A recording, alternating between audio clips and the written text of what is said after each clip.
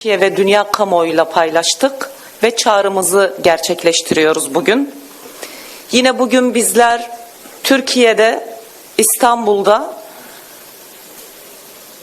sol ittifakla, ittifak güçlerimizle, bileşenlerimizle birlikteyiz ve Kürdistan'da Kürdi ittifakla birlikte bugün bu çağrıyı gerçekleştiriyoruz. 2026 Nevrozu özgürlük ve demokrasi Nevrozudur. Özgürlük ve demokrasi bu ülkede en çok ihtiyaç duyduğumuz iki kavram, iki yaşam tarzı, iki yönetim modelinin ta kendisi. Devrimci Kava Nevroz ateşini zalim DEHAK'a karşı yaktı. Kürt halkı bulunduğu bütün coğrafyada bu ateşi harlayan özgürlük hareketiyle bir mücadele tarihi yazdı. Kadın özgürlükçü, demokratik, onurlu barış anlayışıyla mücadelesini bugüne kadar getirdi. Ve böylece Türkiye demokrasi mücadelesinin ve Orta Doğu coğrafyasının demokrasi mücadelesinin çok önemli bir parçası haline geldi. Türkiye demokratikleşmeden, bölge demokratikleşmeden ne Kürt sorunu çözülür, ne Alevi sorunu çözülür, ne farklı halkların ve inançların sorunları esaslı bir çözüme kavuşabilir. Değerli halklarımız, 2026 Nevroz'u savaşların yükseldiği bir dönemde ne yazık ki karşılamak durumundayız. Rusya, Ukrayna, Filistin, Afganistan, Pakistan ve şimdi ABD ve İsrail emperyalizminin İran'a karşı başlatmış olduğu savaş. Ve bu savaş Irak'a, Lübnan'a ve Körfez ülkelerine parça parça yayılıyor. 2026 Nevroz'u bu alacakaranlığa karşı halkların özgürlük ve demokrasi meşalesi olarak yankılanacak. İran'da ABD, İsrail'in emperyalist müdahalelerine ve Molla rejiminin otoriter rejimine karşı alternatif halkçı bir iradenin gelişmesinin güçlü bir refleksi olacak. Suriye'de Kürt, Alevi, Dürzi, Hristiyan, seküler Sünni Araplar, yani Suriye'de yaşayan bütün farklı halkların ve inançların Suriye'nin eşit yurttaş olarak kabul edildiği yeni bir demokratik Suriye'nin inşasının talebini yükseltecek. Irak'ta adil, eşit bir düzenin kurulması ve tahkim edilmesinin önemini vurgulayacak. Ve 2026 Nevroz'u Orta Doğu halklarının onurlu barış, özgürlük, demokrasi ve demokratik birlik Nevroz'u olacak. Ve değerli halklarımız, değerli basın emekçileri, Sayın Abdullah Öcalan'ın 27 Şubat'ta gerçekleştirmiş olduğu barış ve demokratik çağrısı tam da bu siyasi ve toplumsal talepler fikrinin çağrısının ta kendisidir. 2026 Nevroz'u demokratik toplumun inşasında önemli bir ivme olacaktır. Değerli arkadaşlar, bakın dün 8 Mart'ta alanlardaydık, meydanlardaydık kadınlar olarak.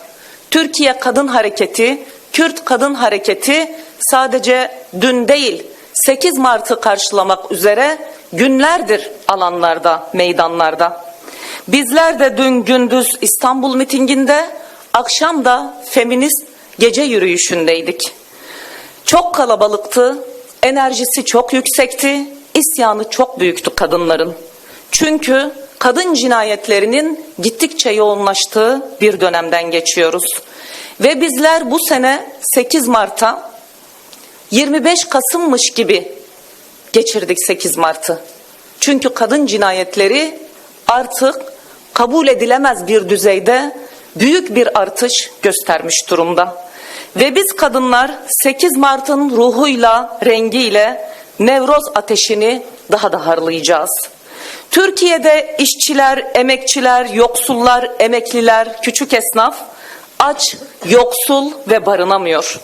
Açlık Türk, Kürt, Arap, Alevi, Sünni ayrımı yapmadan açlık herkesi sarmış durumda.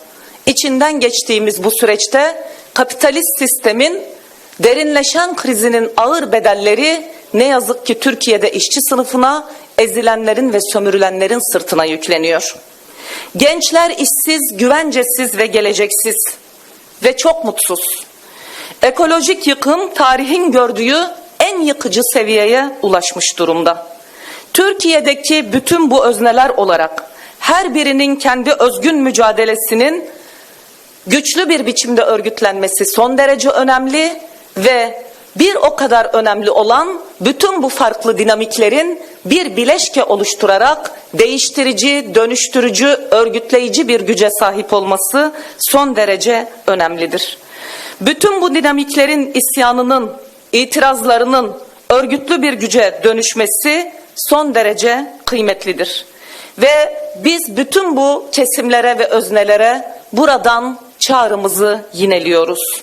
Bütün farklılıklarımızla mücadelemizi ortaklaştıralım ve gelin mücadelemizi Nevroz'un ateşiyle birlikte harmanlayalım. 2026 Nevroz'unda bizler burada bütün farklı kesimlere çağrımızı yineliyoruz.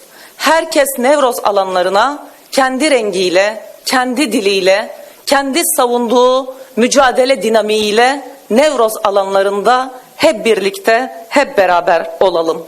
Burada aynı zamanda çağrımız demokratik kitle örgütlerine, sivil toplum örgütlerinedir. Kadın örgütlerine, kadın hareketine, ekoloji hareketinedir. Burada aynı zamanda çağrımız bütün mücadele dinamiklerinedir.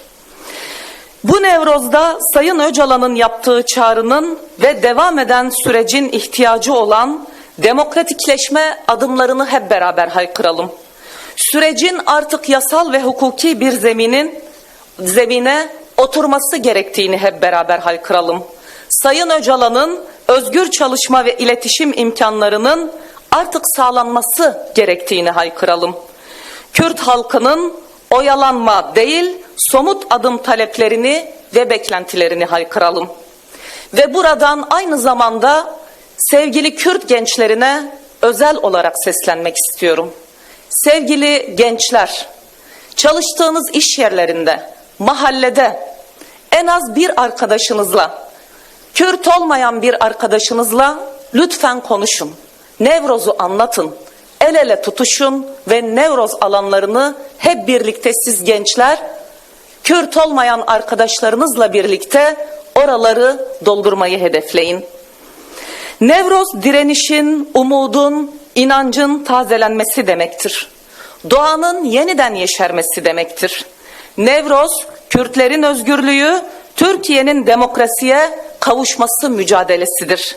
Nevroz tüm halklar için kutlu olsun. Nevroz Pirozbe.